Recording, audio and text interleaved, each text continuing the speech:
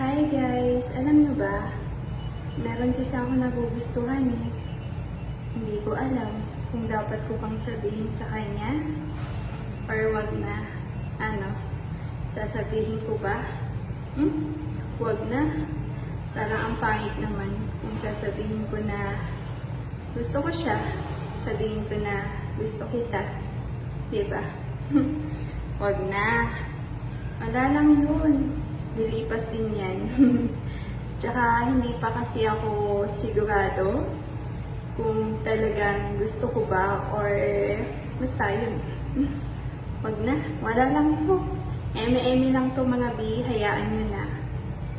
Pero minsan, paano kaya kung kausapin ko? Kung umamin ako? Paano kaya, no? Pero ang pangit talaga. Lalo na kababae kong tao. Pero hindi aamin lang naman ako eh. Sasabihin ko lang naman yung nararamdaman ko. Wag na. Hindi pa ako sure. Pero, paano? Kung talagang gusto ko siya. Hoy, wala yun. Eme lang. I mean, tawag nito. Gusto ko siyang kausapin. Gusto ko siyang makabanding, ganyan. Gusto ko magkaroon kami ng time para mas makilala yung isa't isa. Yan sana eh. Kaso, huwag na. Sabi ko nga, lilipas lang din to. Hayaan ko na lang. No? Wala itong mga huwag kayo masyadong Alam, laki talaga ng tiyan ko. Ayan o, huwag tayong huminga. Diba? Ipit na ipit. O, pa.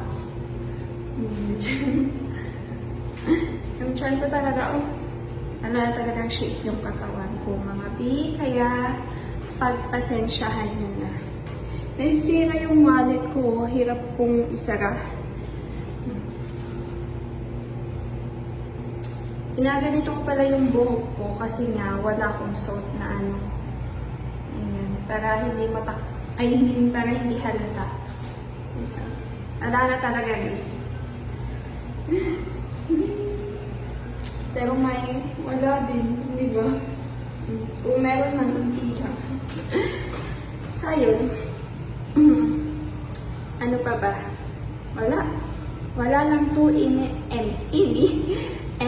lang. Nilipas din to. Diba? Nilipas din yan, self. No? Diba? Hindi mo siya gusto. No? Wala lang yun. Hindi mo siya gusto. Tama. Oh. Diba? Tama no. Hindi mo siya gusto. Wala lang yun. No? Diba?